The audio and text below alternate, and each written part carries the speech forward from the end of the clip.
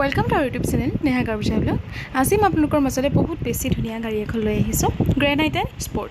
सबतके आगत चाওক आपलोके गाड़ीखনৰ कालारটো केमेरात चागे अलपमान red colour type बेसि कारा रेड देखा গৈছে কিন্তু নহয় गाड़ीखনৰ कालारটো एकदम सेरी रेड कलर হয়। आपलोके फ्रंटत आহি দেখিলে গম পাব बहुत धुनिया হয় कालारটো দেখিবলৈ। मैं एखन गाड़ी रिल्स भिडिओ एरिसो आज दुदिन आगत आपलोके साले गम पाब आसल कलरটো ताते ओलाइছে। এতিয়া গোটেই গাড়ীখন মই আপোনালোকক দেখাই আছো আৰু এটা কথা গাড়ীখনৰ ৰানিংটো কিন্তু একেবাৰে কম আছে। গোটেই গাড়ীখন চাওক ভিডিওটো স্কিপ নকৰাকৈ।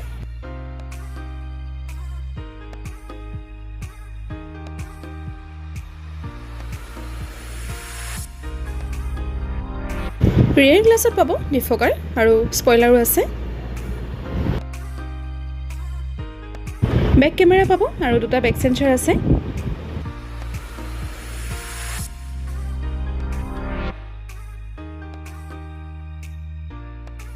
এতিয়া চাও টায়াৰৰ কন্ডিশন।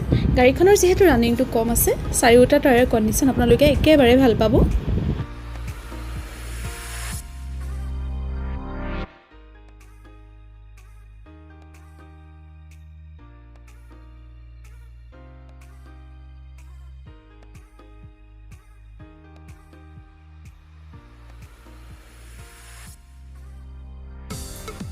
साइड मिरर पाबो इंडिकेटर। बुट स्पेसो যথেষ্টখিনি পাব, বহুতখিনি বস্তু ইয়াত কেৰি কৰিব পাৰিব। ইঞ্জিনৰ কন্ডিশনটো চাওক একেবাৰে ভাল হৈ আছে।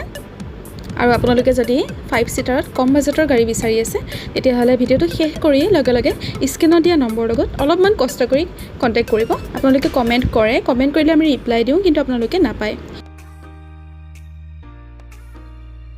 ইন্টেৰিয়ৰটো চাওক লেদাৰৰ সিট কভাৰ পাব আৰু পেকতো যথেষ্টখিনি স্পেচ আছে। আৰু গ্ৰেণ্ড আই 10 চাৰ্জাৰ আছে, তেওঁলোকে হয়তো গম পায় যে গাড়ীখন একেবাৰে কমফৰ্টেবল হয় বহুত।